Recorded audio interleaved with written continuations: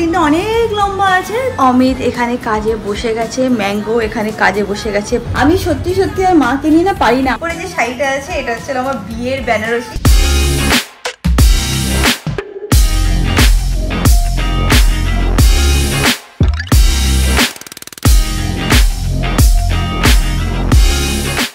Hi guys, good morning, welcome back to my Bangla vlog channel. A brand new day and a brand new vlog. So without any further ado, চলো আজকে দিনটাকে start করা যায়। আমি hope তোমাদের আজকে vlogটা দেখতে খুব ভালো লাগবে। এখন দিনটাকে স্টার্ট করি। আজকে আমি পুরো পিঙ্ক অবতারে আছি। আমার মনে হচ্ছে মাথার পরে এরকম পিঙ্ক টাইপের কি বলে জানো গার্ডার দিয়ে এরকম বাঁধা আছে, এরকম পিঙ্ক টি শার্ট পরা আছে। আমি না যখনই কোনো ফুটেজ নিয়ে আমি চেক করি, ইউজুয়ালি আমি চেক করি, করতে গিয়ে দেখলাম বাহ পুরো পিঙ্ক লাগছে। এনিওয়েজ রুমটাকে এখন ক্লিন করে নিই। অলসো ম্যাঙ্গো এখানে দেখো কি কিউটলি বসে আছে। বেড গোছানো হয়ে গেছে। অমিত এখন বাজারে গেছে। এখানে আমি ম্যাঙ্গোর খাবারটাও ভিজিয়ে রেখেছি। একবার চেক করে নিচ্ছি যে ঠান্ডা হয়েছে কিনা। হ্যাঁ, ঠান্ডা হয়ে গেছে। তো সকালবেলা ওকে ব্রেকফাস্টে রয়্যাল ক্যানিং দেওয়া হয়, আর দুপুর আর রাত্রিবেলা ওকে হোমমেড ফুড দেওয়া হয়। তো ওর ফুড রেডি, এখন ওকে খাওয়িয়ে দিই। ম্যাঙ্গোকে খাওয়ানো হয়ে গেছে। এটা হচ্ছে হলো আমার ব্রেকফাস্ট, সকালবেলা দিদি এসে বানিয়ে দিয়ে গেছে। এটা হচ্ছে হলো বেসনের চিলা। তো এখন আমি এইটা খাবো, তার সাথে একটুখানি টিভি দেখবো।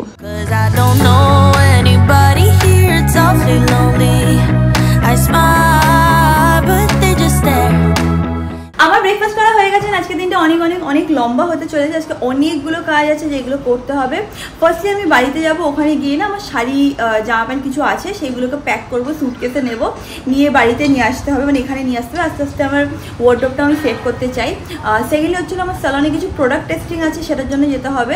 একটা স্কিন প্রোডাক্ট টেস্টিং আছে, একটা হেয়ার প্রোডাক্ট টেস্টিং আছে। তো দুটো আমার নিজের উপরে করতে হবে। দুটো যদি আজকে টাইম না পাই করার, তো যে কোনো একটা টেস্টিং কমপ্লিট করার চেষ্টা করবো।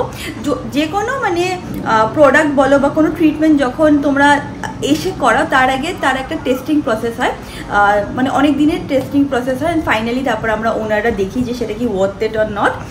এনিওয়েজ ওটা আছে। And thirdly and most importantly আজকে যেটা আছে সেটা হচ্ছে হলো মাকে নিয়ে আমার ডাক্তারখানায় যেতে হবে। কেন সেটাও বলছি। গত 15 দিন ধরে মার নাকি প্রত্যেক দিন রাত্রিবেলা জ্বর আসে। এবার আমার মা না খুবই চাপা মানুষ, মানে শরীর খারাপ হলে না বলতে চায় না। তো পরশু দিন ভাই ফোন করেছিল, ফোন করে আমাকে বলে জানি দিদি ভাই মার না এরকম হচ্ছে। আমি বললাম ডাক্তারখানায় চলো, কোনো কথা শোনে না। আমার মা সত্যি কথা শোনে না, মানে সেরকম একটা ডাক্তার দেখায় না। এইদিকে আমার বাবা অনেক ভালো, মানে একটু ছোটো থেকে ছোটো কিছু প্রবলেম হলেও না ডাক্তার দেখিয়ে নেয় অ্যান্ড প্রপার ট্রিটমেন্ট করায়। বাট মা একদমই এরকমভাবে নিজের খেয়াল রাখে না। তো আজকে আমি ডক্টরের অ্যাপয়েন্টমেন্ট নিয়েছি সন্ধ্যেবেলায়। তো মাকেও ওখানে নিয়ে যাব, একবার চেক করিয়ে নেবো। যদি কিছু ব্লাড টেস্টও বলে সেটাও করিয়ে নেবো, কারণ রাত্রিবেলা জ্বর আসাটা কিন্তু অ্যাকচুয়ালি ভালো হয় না। তো হ্যাঁ, আজকে দিনটা অনেক লম্বা আছে। তো হ্যাঁ, একটুখানি তোমাদের ব্রিফে বলে দিলাম কি হতে চলেছে। অমিত এখানে কাজে বসে গেছে, ম্যাঙ্গো এখানে কাজে বসে গেছে পাখি দেখার কাজে, আর অমিত এখানে অফিসে বসে আছে। অমিত তুই কী বলেছিস আমাকে কালকে? দাঁড়া ওই দিক থেকে গিয়ে করি। তুই কি বলেছিস আমাকে কালকে? কালকে আমাকে বলি না রিয়াঙ্কা তোর সাথে আমার একটা কথা বলার আছে, বলে যে আমাকে একটা 1 ঘন্টার লেকচার দিলি, সেটা কি ছিল? না ওইটা না, 10টা থেকে 6টা ভুলে যাবি বাড়িতে আছি, ওইটা ভাববো যে তুই অফিসে আছিস। বলেছে যে আমার ব্রেকফাস্ট বল, লাঞ্চ বল, এই বল সেই বল, এইসব প্যাক করতে আমার সাথে একদম ঘরে আসবি না। আমার যখন ইচ্ছা হবে আমি খেয়ে নেবো, একদম ডিস্টার্ব করবি না। আর ম্যাঙ্গো কি ধরে নেবে? ম্যাঙ্গোর জন্য সব ছাড়। ও আমার জন্য শুধু ছাড়টা নেই, ঠিক আছে। আচ্ছা চল টাটা। এখন বাজে কটা? 10টা 7 হয়ে গেছে। চেষ্টা করবো 12টার মধ্যে বেরানোর। তো হ্যাঁ, এটা হচ্ছে হলো অমিতের ডিমান্ড, কে ওকে যেন একদমই আমি ডিস্টার্ব না করি ওর ওয়ার্কিং আওয়ার্সে। সত্যি কথা বলতে এই কদিন এত কাজ চলছিল না বাড়িতে যে আমি না চাইতেও ওকে ডিস্টার্ব করেই ফেলতাম, যে দেখ এইটা এসছে, প্লাম্বার এসছে, এটা হচ্ছে ওটা হচ্ছে। বাট এখন মোটামুটি সব সেট আপ হয়ে গেছে, যদিও আজকে বেডের ডেলিভারি আছে, বাট আমি বেডের ডেলিভারিটা নিয়েই তারপর বেরাবো। তো হোপফুলি ওরা ডিস্টার্ব হবে না, ও একটুখানি এখন মন দিয়ে অফিসটা করতে পারবে। এই শিফটিংয়ে বহুত কাজের মানে হয় না যে ডিস্টার্বেন্স ও ফিল করেছে, আমিও ফিল করেছি।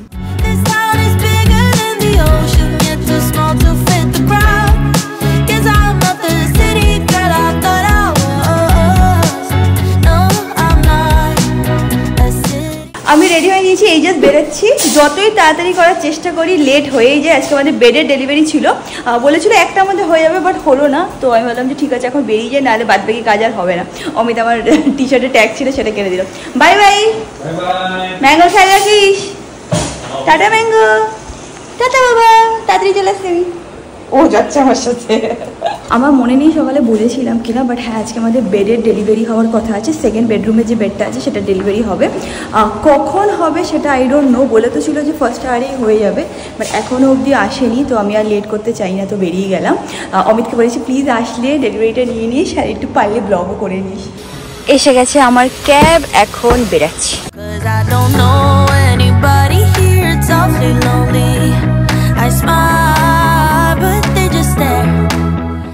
আমি পৌঁছে গেছি বাড়িতে। এখন উপরে গিয়ে দেখি কে কি করছে, কে কি না করছে, দেখা যাক। মা কি করো? আবার শুরু হয়ে গেছে তোমার? এই দেখো হাতে নাতে ধরে ফেলেছি। কি করছো তুমি এখানে? তোমার না শরীর খারাপ? আমি মা বলছি বিকেলে আসবো। তোকে কি বান করেছি আমি? এগুলো না করতে বান করেছি তো আমি আর ভাই। কি করবো? করতেই হবে। কেন করতে হবে? কেন কে করবে? রেখে দাও, এখন কি দরকার তোমার সব কাপড় ফাপড় ধোয়ার? আমি সত্যি সত্যি আর মাকে নিয়ে না পারি না। আমি আর ভাই বলতে বলতে ফেড আপ হয়ে গেছি, তাও মা কোনো কথা আমাদের শুনবে না। আমি মানছি যে বাড়িতে কাজ থাকে, যদি শরীর খারাপ হয় 4-5 দিন যদি তুমি কাজ না করো তো এমন কি হবে আমি বুঝে উঠতে পারি না। এই নিয়ে আমরা আমার ফোনও মাসে ঝড়ায় করবে না, ভাইও বলে, বাট আমার মা কারো কোনো কথাই শোনে না। কেন আমার শোনো না কেন কথাগুলো? তুই বুঝবি না। আমি বুঝবো না কেন? আমি বুঝবো না কেন? কি কারণটা কি? বল কে করবে বল। এখন দরকার নেই, 5-7 দিন রেস্ট তারপরে করো। আমি তো বলছি না যে তুমি করোই না। খাবো কি? ভাত ফাত গুলো ঠিক আছে, কাপড় ফাপড় ধুইও না সেটা বলছি। তোমাদেরকে একটা জিনিস দেখাচ্ছি, দেখো এই জায়গাটা দেখতে পাচ্ছি। এখানে আমাদের ওই শোকেস টাইপের একটা জিনিস ছিল না, এইবার সেটাকে বার করে দিয়েছে। আর এই যে কালারটা দেখতে পাচ্ছ, দাঁড়াও, এই যে রংটা দেখতে পাচ্ছ এইটা আমাদের ছোটবেলার রুমের রং। এই কালারটা মানে এই যে কালারটা আছে এটা 10-12 বছর আগের করানো। আর এইটা হচ্ছে হলো মানে আমার মা যখন বিয়ে করে এসছে তখনকার রং। আর যেহেতু এটা মানে কভার করা ছিল বলে দেখা যেত না, বাট হ্যাঁ এই কালারে আগে আমাদের রুম ছিল। যে রংটা ছিল সেই রংটা বেরিয়ে গেছে। কি করবি তুই এই রুমে? আবার কি করবি? মা বলছে ওয়ালপেপার করবে। মা বলছে নাকি তুই শুরু করেছিস আবার এসব? মার ইচ্ছে, এটা মার ইচ্ছে। মা স্বীকার করো। জানি না তোমাদের কি বলেছিস তুই? তোমাদেরকে সকালবেলা বলেইছিলাম যে আমি এখানে এসে সব শাড়িগুলো প্যাক করব, করে নিয়ে যাবো। এসে দেখছি মা অলরেডি সব প্যাক করে রেখে দিয়েছে। আমি শুধু একবার খুলে দেখে নিচ্ছি যে যেগুলো আমার লাগবে সেইগুলো প্যাক করেছে, নাকি যেইগুলো আমি ভেবেছি এই বাড়িতে রাখবো সেইগুলোও প্যাক করে দিয়েছে। তো সেটা একটুখানি আমার চেক করতে হবে। অ্যান্ড উপরে একদম উপরে যে শাড়িটা আছে এটা হচ্ছে আমার বিয়ের বেনারসি। একটু হালকা করে তোমাদেরকে দেখিয়ে দিচ্ছি। তো যেদিন মানে আমার বিয়ে হয়েছিল, আমি বিয়েতে তো লেহেঙ্গা পরেছিলাম, শাড়ি পরিনি। বাট যেদিন আমার বিদায় হয়েছিল সেই দিনও আমি আবার বিয়ের পুরো সাজিয়েছিলাম, অ্যান্ড সেই দিন আমি শাড়ি পরেছিলাম। এইটা হচ্ছিল আমার বিয়ের বেনারসি। এটা হচ্ছিল আঁচলটা তো এটা আঁচল। হ্যাঁ এটা আঁচল। এটাতে পুরো ওই আড়ির কাজ করা আছে। দাঁড়া তোমাদেরকে দেখাচ্ছি। আর ভেতরটা তো অনেকটা পোর্শনই কাজ করা আছে। দাঁড়াও, অনেকটা লেগে গেছে বলো। তো এরকম হচ্ছিল ভেতরটা। একবার দেখাচ্ছি। এটা কি নিয়ে গিয়ে একটু রোদ্রে দিবি? হ্যাঁ একটু রোদ্রে। তুমি দিয়েছো বললে? আমি দিয়েছি, তাও তুই একটু দিয়ে তারপরে আলমারিতে তুলবি। হ্যাঁ তো এরকম দেখো, এরকম জাল ডিজাইন বলে না সেরকম ছিল। আমার এই ডিজাইনটা খুব পছন্দ হয়েছিল, জাল ডিজাইন। ভেতরটাও এরকম একই, মানে এটা কোনো পাটলি পল্লু বা কিছু ছিল না, পুরো একদম লাল রঙের উপরে বেনারসি ছিল। অ্যান্ড আঁচলটাও আমার খুব ভালো লেগেছিল। এই ফার্স্ট টাইম আমি এরকম বেনারসি শাড়ি দেখেছিলাম যেটাতে এত ভারী মানে আড়ির কাজ ছিল বা জর্দোসি কাজ যেটা বলে ওরকম ছিল। আমার এত পছন্দ হয়েছিল। তো হ্যাঁ তারপরে আমি এদিকে পরেছিলাম মা, আমার মনে তো পড়ছে না। যেদিন অষ্টমঙ্গলের দিন এসেছিলাম সেই দিন এই শাড়িটা পরে আসতে হয়েছিল। এটা পরে এখান থেকে গেছিলি, আবার অষ্টমঙ্গলে পরে এসেছিলাম, কিন্তু তারপরে এটার সাথে জোর বাঁধা ছিল। হ্যাঁ বাট এটা তারপরে আমার আর পরা হয়নি। তো হ্যাঁ খুব ভালো একটা অকেশন দেখে আমি এটা পরবো। এটা আমার খুবই প্রিয় একটা শাড়ি। এরকম অনেক কটা শাড়ি এখানে আছে। ম্যাক্সিমাম এখানে যে শাড়িগুলো দেখবে না সেগুলো হচ্ছে আমার বিয়ের শাড়ি। যেরকম এইটা হচ্ছে হলো এক সেকেন্ড, এইটা হচ্ছে হলো আমার কি বলে জানো মা, লজ্জা, কিন্তু সেটা হয়নি। হ্যাঁ এটা আমার লজ্জা বস্ত্র ছিল। এটা বাই মিস্টেক আনতে ভুলে গেছিলাম আমার শ্বশুর বাড়ির থেকে। তো ওই দিন মানে বিয়ের দিন অনেক গিফটের শাড়ি পেয়েছিলাম। ওটা লজ্জা বস্ত্র বলে। হ্যাঁ লজ্জা বস্ত্র। তো বড় মামি পেছন দিয়ে ধরেছিল। ওখান থেকে একটা গিফটের শাড়ি নিয়ে তারপর ওটাকে লজ্জা বস্ত্র হিসাবে ইউজ করা হয়েছিল। তাঁতের শাড়ি ছিল আমার মনে আছে, হলুদ ছিল না, হলুদ রঙের ছিল। আমি পারলে একটা ফটো দিয়ে দেবো, তোমরা বুঝতে পারবে। বা তারপরে আমি এটা অনেকবার পরেছি, অনেক ইভেন্টেও পরেছি। এইটা হচ্ছিল আমার রিসেপশনের শাড়ি, দেখতে পাচ্ছ মা? এটা হচ্ছিল কাঞ্জিভারাম শাড়িটা, যেটা আমার খুব প্রিয়। এটা রিসেপশনের পরেও আমি একদিন পরেছিলাম, ঠিক আছে হয়ে গেছে, রিসেপশনের পরেও এটা আমি একদিন পরেছিলাম। আমার স্কুল ফ্রেন্ড আছে রঞ্জিনী, ওর বিয়ের দিন আমি এটা পরেছিলাম। তো হ্যাঁ, প্রত্যেক কটা শাড়ির সাথে অনেক অনেক মেমোরিজ আছে। আর এখন আমি সুন্দর করে এগুলোকে রোদ্দুরে দেবো, ঠিক মতন গুছিয়ে রাখবো। মা অনেক দিন এইসব দায়িত্ব পালন করে নিয়েছে, এবার আমি আস্তে আস্তে মাকে বলেছি যে তোমার আর এইগুলো করতে হবে না, এবার আরো আছে ওর মধ্যে, জানি এই দিকটা আমি দেখে নেবো, বাট আস্তে আস্তে আমি এখন এগুলো সব নিজেই সামলাবো। আর কি বলতো, এক জায়গায় সবকিছু থাকলে না আমি খুঁজেও পাবো, কারণ আধা জিনিস এখানে আধা জিনিস ওখানে, আমি কি কি আছে আমার নিজেরই মাথায়। আজকে মোটামুটি এইগুলো গুছিয়ে দিয়েছি। এবার এর পরের দিনে এর যে সবকিছু ব্লাউজ সায়া যেগুলো আছে সেগুলো এটা হচ্ছে আমার কাঞ্জিভারামের ব্লাউজ। কাঞ্জিভারামটাও আছে, দেখ তো, ঠিক আছে দেখে নিচ্ছি, মনে হয় হারিয়ে ফেলেছি। হ্যাঁ, এই যে কাঞ্জিভারাম ব্লাউজটা দেখতে পাচ্ছ, এই যে শাড়িটা নিচে আছে বলছো না মা, এইটা হচ্ছে, হ্যাঁ এইটা মা আমাকে কিনে দিয়েছে। যারা কিনা আমার ডেইলি ব্লগ ফলো করো জানবে। কি অকেশনে যেন দিয়েছিল মা? অ্যানিভার্সারিতে দিয়েছিল, কিন্তু আমি অ্যানিভার্সারিতে তো পড়তে পারিনি, আমি পড়েছিলাম পুজোর দিন, অষ্টমীতে পড়েছিলাম। এত সুন্দর লেগেছিল, তোমরা জিজ্ঞাসা করছিলে এই শাড়িটার ব্যাপারে। ম্যাক্সিমাম আমার সবকটা শাড়ি মাই মোটামুটি চুজ করে। সত্যি কথা বলেছে মা, আমার একটুখানি বাড়ি এসে কয়েকদিন থাকতে হবে। অ্যাকচুয়ালি কি বলতো, এই শিফটিং এর প্রসেসটা এতটা হেকটিক না, এই একদিন কাজ চলছে, ওই একদিন চলছে, এইটা ওইটা সেইটা। বাড়িতে এসে আমি যে 2-4 দিন আরামসে থাকবো সেটা হয়ে উঠছে না। দেখি নেক্সট উইকে চেষ্টা করবো 1-2 দিন যদি পসিবল হয় একটু এসে থাকবো। বাট একবার সবকিছু অর্গানাইজ হয়ে গেলে আমার মনে হয় না প্রবলেম হবে, বাট যতক্ষণ না সবকিছু অর্গানাইজ হচ্ছে সেটাই হচ্ছে হলো চাপের ব্যাপার। আমি এখন বেরাচ্ছি, যে কাজটার জন্য এসেছিলাম শাড়ি কাপড়গুলো গোছাবো, সেগুলো তো অলরেডি গোছানোই ছিল, তো আমি টুকটাক দেখে নিলাম। এখন আমি ডাইরেক্টলি স্যালনে যাবো, তারপর বিকেলবেলা মাকে নিয়ে ডক্টরের কাছে যাবো।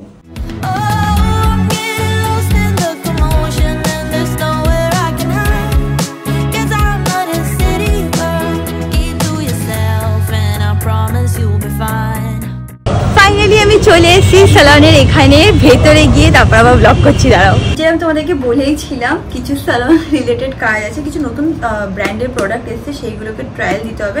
একদিনে আমিও মানুষ সব ট্রাই তো করতে পারি না, বাট আজকে স্কিন কেয়ারের উপরে ট্রাই করবো। অলসো আমাদের স্যালনে এখন এই ব্র্যান্ডটার স্কিন কেয়ার প্রোডাক্ট লঞ্চ হয়ে গেছে, তো সেটা নিয়েও একটুখানি মানে স্কিনে একটা জিনিস করে দেখবো যে কেমন কি এফেক্ট আছে।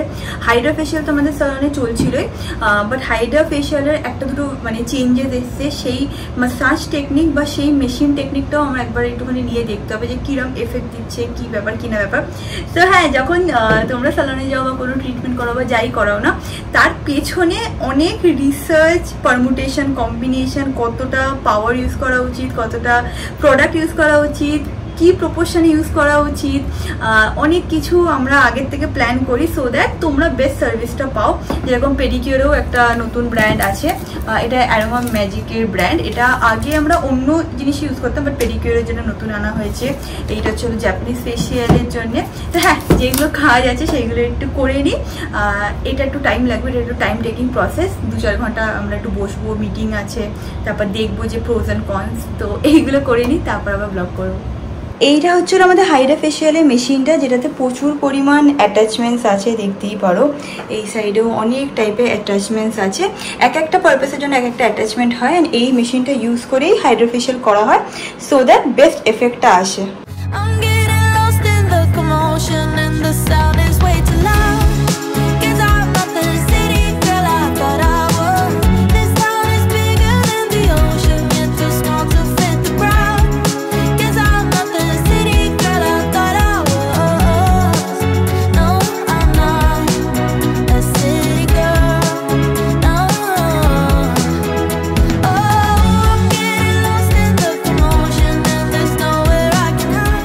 আমি আজকে 4 বার উপর করছি, নিচ করছি, এই করে চলছে। একবার দেখো কি পরিমাণ বৃষ্টি হচ্ছে,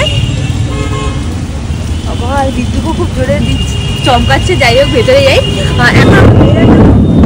এখন আমার বেরাতেও হবে, মাকে নিয়ে আজকে ডাক্তারের ওখানে যাবো, বাট খুব বাজে অবস্থা আজকে।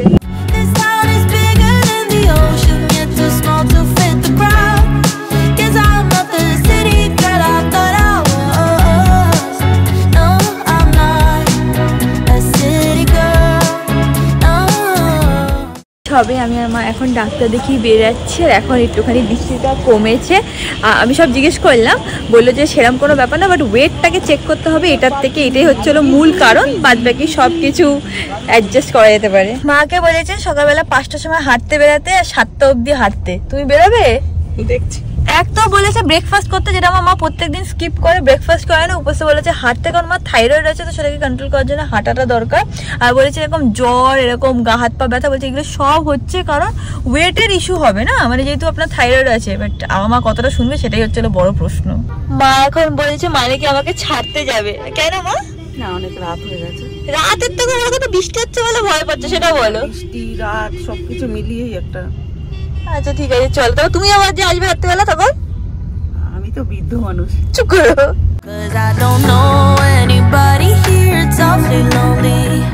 এই দেখো এখানটায় কি জল জমে গেছে, মানে হলদিরামের ঠিক এই সামনে জায়গাটা।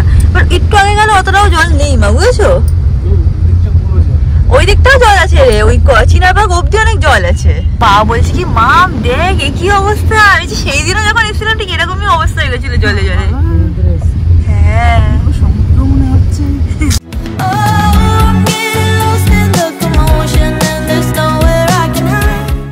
তো আমরা পৌঁছে গেছি ফ্ল্যাটের এখানে। আমি অমিতকে ফোন করলাম যে নিচে আয়, তো বললো যে আমি এই মাত্র একটুখানি বেরিয়েছি, কয়েকটা জিনিস আনার আছে। এনিওয়েজ আমার কাছে সুটকেসটাও আছে, তো সানি আমাকে একটু আগিয়ে দেবে। তারপর সুটকেসের নিচে চাকা আছে, তো আমি উপরে নিয়ে চলে যাবো। চাবি আমার কাছে অলরেডি আছে। আমি বললাম কতক্ষণ লাগবে, বলছি একটু টাইম লাগবে, কারণ চিনার পার্কের ওই জায়গাটা এত জল জমেছে, বলছে একটুখানি জ্যাম আছে, আমার আসতে টাইম লাগবে, তো উপরে যা। পৌঁছে গেছি আমি। আমার জানি না কেন ব্যাক ক্যামেরাটা না পুরো স্ক্রিন গার্ড লাগিয়েছিলাম একটা, তারপর থেকে ক্যামেরাটা কেন হচ্ছে। যাই হোক মা টাটা, একটুখানি ফ্রন্ট ক্যামেরা দিয়ে তুললাম। সাবধানে যাও মা, তাহলে আমাকে একটু সুটকেসটা আগিয়ে দিয়ে আসুক, তারপর আমি নিয়ে বেরিয়ে যাবো। বাড়িতে এসে গেছি, আসতে না আসতে ম্যাঙ্গো পুরো পাগল হয়ে গেছে, লাফালাফি করছিল। এখন ওকে জাস্ট বেডরুমে একটুখানি রেখে আসলাম। ও যতক্ষণ শান্ত না হয় ব্লগ করতে পারি না, কারণ ও সুপার এক্সাইটেড হয়ে যায়। এনিওয়েজ এখন আমি গিয়ে ফ্রেশ হইনি, অমিত এক্ষুনি চলে আসবে, এই জাস্ট একটু আশেপাশেই গেছে টুকটাক জিনিস আনতে। ও আসলে তারপর আবার ব্লগটাকে কন্টিনিউ করছি।